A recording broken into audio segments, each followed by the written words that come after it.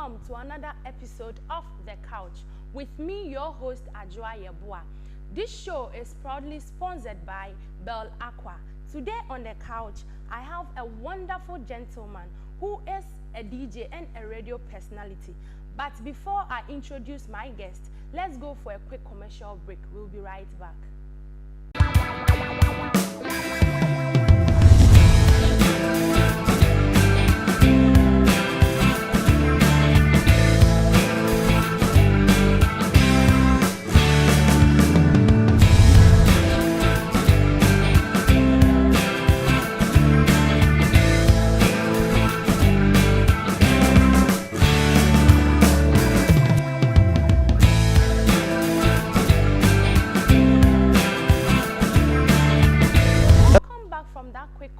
Break.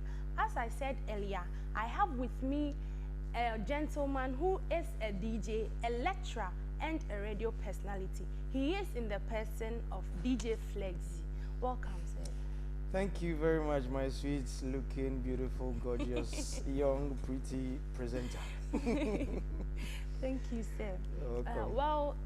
I would like to ask, please, can you tell us your name, the name your parents gave you, the name on your birth certificate? My name is Felix Kwesi Montford. Kwesi Ejiri Montford. I'm a Fanti. So I'm Kwesi Ejiri. So please, where from the Flexy? Why didn't you maybe use DJ Montford or DJ Felix or something? Way back when I was in the SS, I went to, let me just chip that one in. I attended Akwetia Technical Institute. Now, Akwetia something Polytechnic. They are turning the school into a polytechnic. So way back in 1996, to be precise, 96. I needed a nickname, as a student, I needed a nickname. So I took my own name, Felix. I twisted it. I brought the L in front of the F, rearranged it, and I got Flexy out of Felix. Wow, that's so it's very still my creative. name. So yeah, you started creating things I created way back in SHS. And I was the entertainment prefect. So okay. Senior Flexy became very popular. But later, it became DJ Flexy when I started the music stuff. So now that you've chipped in your education, can you tell us about your educational background, where you started your elementary and then? Elementary, way back when I was a kid, I remember I went to Dogono Day Nursery. It was crèche. I remember very well. I was 3-4 years old, but I remember. And I continued to St. Joseph Catholic School. That's also in Adabraka. I grew up in Adabraka anyway. So from there I went to Abavana GHS. Those days it was JSS. And it wasn't good, so my parents then switched me to Joel Junior Secondary School, Junior JSS, Joel JHS, Joel JHS. I'm confused because I was a JSS student. I wasn't part of the JHS. So, the JSS, yeah. So Joel JHS, and then I went to Aquatech, as I said earlier on, and then proceeded to Takoradi Polytechnic, where I did mechanical engineering because I was so much into technicalities. So I was an engineering student. I don't actually know how this media came in. Yeah, because it's passion. You learned engineering and now you are a DJ. I'm a full mechanical engineer, but so I didn't what actually. What brought about this DJ thing? Why? You see, because I was the entertainment prefect way back in school, I loved music so much. And somewhere along the line, I lost my parents. So life became a bit hard and tough. So one day I was passing by Circle, Makumba, Wakiki, Vienna City. And I saw DJ Wanted, a sign post showing their interest in employing somebody. I was a young boy, the age of 20, 21. I said to myself, I need this job, let me go and try my hands on DJing. I went for an interview and the man asked me exactly, he was a Lebanese man, I remember exactly his words. He said, my friend, what are you doing here? You are a small boy, are you a DJ? I said, no sir, please, I'm not a DJ, but I can play good music. Are you sure? I said, yes, I can play good music, but sir, please. I went down on my knees. I said, please, sir, Give me a chance. If I fail, sack me. Try me, boss. Please, sir. You look at me, a small boy pleading. Said, okay, I hear you. I will give you a try, but you said it. If you fail, I will sack you. You say, yes, sir, boss. Thank you, sir. Hey, then it started. So I started working in a nightclub. As a little guy, I was following the senior DJs and I was learning from them, and it picked up. One day I was given the chance to play. That was the turnaround of my life. So, can you tell us about your working experiences? How many years have you been in the industry? Industry. When I started playing, DJing, I can say I've been on the field for about 20 years now. But you are now a lecturer and a full radio personality. Right now, you are no longer a DJ. You are now I am both. I'm not. I've not diverted from my DJing because when I step on air, I don't engage any producer. I don't engage any DJ because I am a DJ myself. So I produce my own show and I present. So I'm still a DJ. So the name DJ Flexi One is still active on air. So right now you are a DJ, a presenter, and a producer, and a lecturer. Wow, how are you able to combine all this and then still have a social life? It's not easy, but it's easy. It depends on you yourself as an individual. I schedule my time and I know exactly what to do at the right time and at the exact time. I know from Monday to Friday is school, and I do radio on weekends. So it's quite easy. Even though I don't rest, I work 7 days a week. So from Monday, students will be disturbing me. It's not disturbing, it's your duty. You've paid fees, so I have to teach you. Flexis, from Monday to Friday. And then Saturdays, Sundays, I step on radio, I do my stuff. I return to school in the morning, Monday mornings. I produce a CPEN with Mr. Mankwampo. I produce Reggae Bombardier. And I produce my own show, Miti Biache. And then Sunday morning, I'm sorry, it's all on Daddy FM 101.1. So it's fun because if you love what you do, you don't feel it. You enjoy your job. You see, when I step on air or when I come to school, I feel happy. I'm impacting knowledge into students. When I'm on air, I feel at home. Like, I don't feel I'm working. I feel at home. Talking to Ghana on air and then playing my favorite music that you love also. It's cool. And social life, really, by nature, I'm friendly. I don't know how to shun people. Everybody who wants to be my friend comes closer. I have 10,000 friends on Facebook. 2 are separate accounts.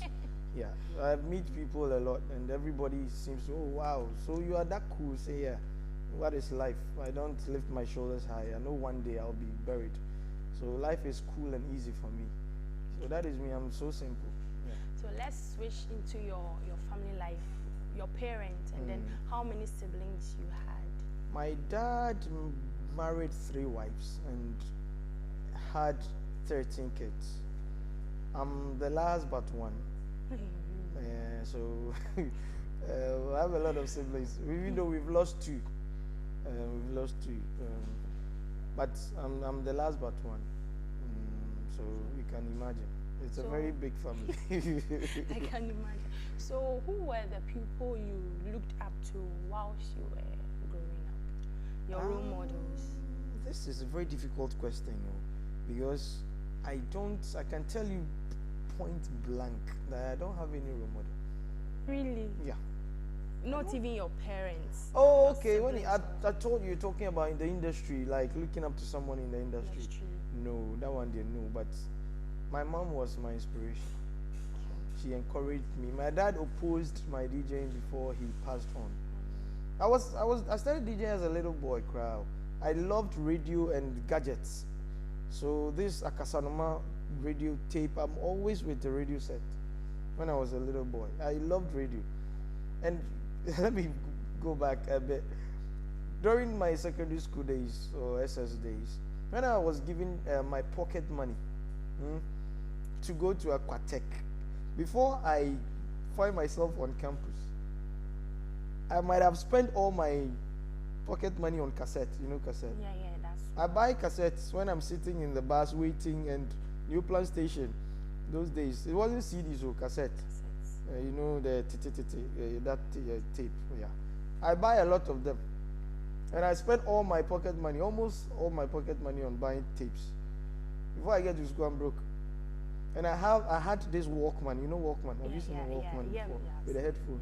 Yes. Yeah, I take it to school. I smuggle it. My dad will post it. My mom will smuggle it under my suitcase or my traveling bag when I'm going to school. So the passion has been with me. Like, it's what God gave me from infancy.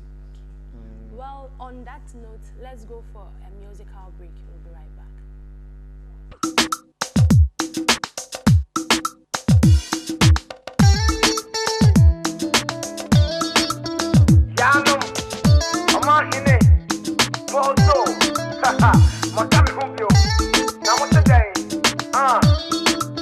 Alongside, I like to get perform. Dada, over his bomb. I did. You would not know. Come on.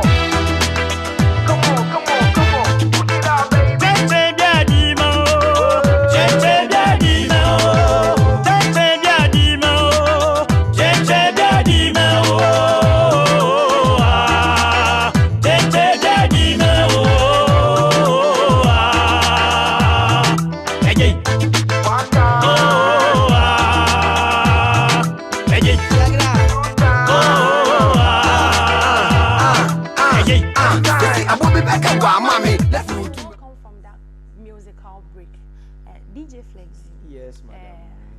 Let's get a little bit personal, more personal. Personal? Yes. Wow. Do you have any girlfriend or a wife, kids? Let me look into the camera. I have a wife. A wife? Yes. And 3 lovely kids. Okay. And that's all. So, DJ, I want to ask where you get all those olden songs, like the ones you play. Are them special? Yes. Where do you get them? Very intelligent question, and I know that will come up. That is why I brought this suitcase here for your viewers. It is not an ordinary suitcase, please. It is a turntable. This is a turntable, and it's what I use in converting old music from vinyls. This is a vinyl. We call it phonograph record. This is Nana Kwame and produced record. And I know most of you might have heard Chen Chen Bia Di Mewu. This is the original LP. Alaji K. Frimpon. This is the original record.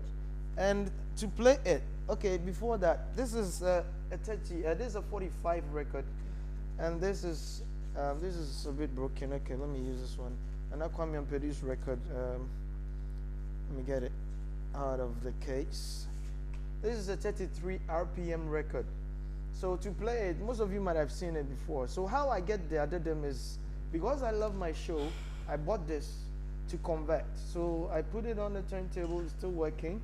I turn it on, I put on the stylus, and my music begins to play. Wow. Yeah. So that is it. It's wonderful. It's so wonderful. Yeah. So this is how I get most of my songs. So I connect this to my computer as it's playing, and I convert it. I record it. So how did you get these? My dad had a lot of them, quite a lot, and some members of the general public also helped. I did an announcement on air that if an old man has some of these vinyls, I will be interested in having them. And I received a lot of calls, from people I don't know, and they gave me quite a number of them. So from the general public and my personal library, I have songs you will hardly hear in this country, hidden tracks. So I convert them, and when I come on air on Saturdays and I'm playing, it amazes people how I got them. So this is my little secret. Okay. Yeah. So my last but one question is your work paying, your DJing, and is it Yeah, really pay? DJing. Does DJing pay? It is And then paying. you choosing, you know, playing this new songs and then choosing to play these olden songs, does it really pay? It doesn't really pay, but it gives me fame. Okay. Because I have a lot of old men friends, and they see these songs gives lots of advices.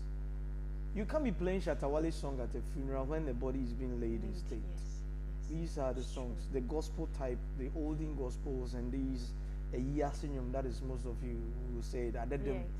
We have two types, or more than two types of adedem. We have the ones that advises us. Even you can criticize somebody with adedem. Yeah. And apart from playing adedem on radio, I also run another show called Asori Ede. That is on Sunday mornings from 6:30 a.m. to 10 a.m. I play gospel, modern gospel. Yeah, so that one fetches somehow. I will not say I take payola though, but when the song is good, I play. Yeah. So I'm happy with my job. I love the adedem more than even the gospel I play, because I love old stuff, because my dad was an old man. Thank you very much for coming, and then I'd like you to give your last comment and advice to your fans and viewers. Yeah, okay. Before I step out of this wonderful set or studio, all I want to tell you is whatever you want to be in life, don't give up. You might face problems, there will be ups and downs, but don't give up. I never gave up when I had a lot of problems. I encountered challenges, but I went through. With prayers and determination, you can get there, you can make it. Well, on that note, this is where we come to the end of this show. Not forgetting, the couch was proudly sponsored by Bell Aqua, and my name is Adjoa Yeboah, right here on GHTV. Enjoy the rest of our programs.